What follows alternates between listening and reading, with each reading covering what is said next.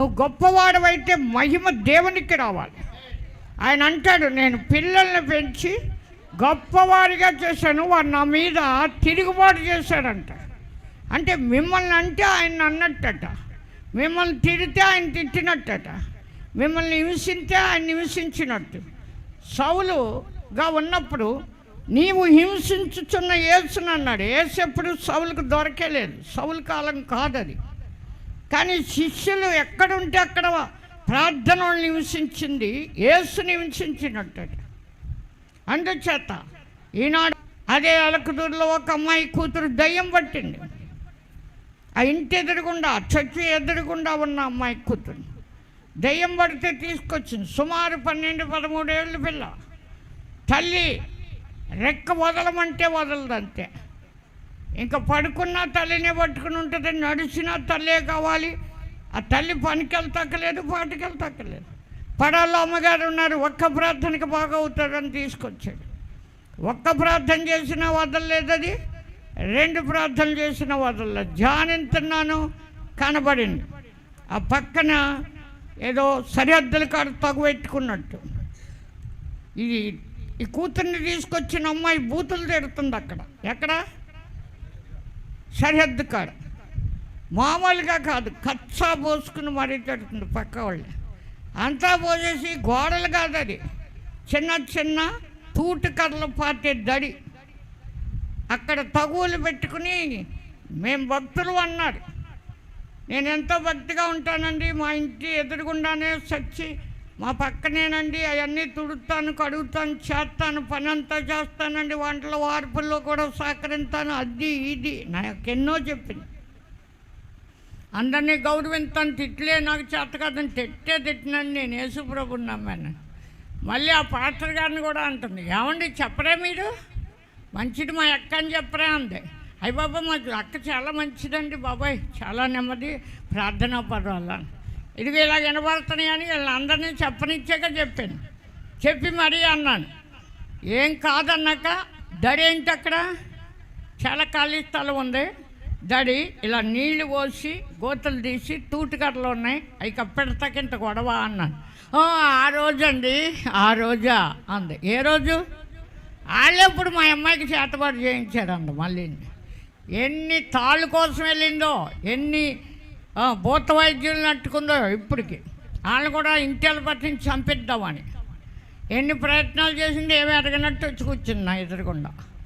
ఇప్పుడు అలాంటి వాళ్ళని బయట పెట్టట్లే నేను. జనం అందరూ ఉన్నా బయట పెట్టేదాన్ని. అలాంటి వాళ్ళు నిజంగా పెట్టిన తర్వాత ఊరుకోకూడదు పాపం, అన్నిటికీ సహించి. ఆ రోజు తిట్టానండి, కడుపు మండి తిట్టాను, తిట్టలేదు అన్నాం. ఇంకా ఏమన్నా తాళ్ళు అవన్నీ కట్టుమొత్తనాలు అవన్నీ చూసి వచ్చేసామండి. ఇప్పుడు ఏం చేయాలి నేను? పడాలమ్మాజీ గారి గొప్పని తీసుకొచ్చాడు కదా, ఆ గొప్ప ప్రేమ కనపరచాలి. దాన్ని నూనె ఇంకెప్పుడు అలా తిట్టుకే కూతురు బతకాలా, నువ్వు కూడా బతకాలిగా, నీ ఇప్పి కట్టేసినట్టు ఉంది కదా. మోకరించండి ఇద్దరు, మోకరించు అన్నా. ఒకే ప్రార్థన. వెంటనే దెయ్యం వదిలిపోయింది. వెంటనే 10 వారాలు కాదు, అమ్మ చెయ్యి వదిలేస్తుంది, చక్కగా నడుస్తుంది. కళ్ళు కనిపించక ఆరోగ్యదాసుని లాజరు వాళ్ళ అబ్బాయి జట్లపాలెం మరియమ్మ కూడా ఈ చీరకి చెయ్యి కట్టి, ఆడు ఖాళీగా ఉండడు, వెళ్ళిపోతాడు అటు ఇటు. ఆడిని మళ్ళీ పరిగెత్తి పట్టుకోక, లేకపోతే ఇలా వస్తానంటే జట్పాలు వెళ్ళిపోతానని వెనక్కి పరిగెడతాడని పడిపోతాడని పట్టుకుని చేతికి చుట్టపెట్టి మరీ తీసుకొచ్చింది. ఆడు కళ్ళు చక్కగా కనపడి ఇప్పుడు గవర్నమెంట్ జాబ్ చేసుకుంటున్నాడు. రేవని స్తోత్ర. జరిగిన అద్భుతాలు చెప్పుకోవాలి. అద్భుత మహిమ దేవుంది, ప్రభావ మహిమ దేవుంది. ఆయనకు ఘనత రావాలి. వాళ్ళకి ఇవ్వటానికి లక్షలు లేవు, ఇచ్చి బాగయ్యే ప్రయత్నమే లేదు. దేవుడు ఉచితంగా బాగు చేసే దేవుడు. దేవుడిచ్చిన మా వరం ఉచితం, అది కృపావరము. దేవుని స్తోత్ర. కృపతో మమ్మల్ని జ్ఞాపకం చేసుకుని మేము కోరినవన్నీ ఇచ్చాడు. పుత్రులు అంటే పుణ్యం చేస్తే పుత్రులా, లేకపోతే పెళ్ళి మంచి భర్త దొరుకుతాడా?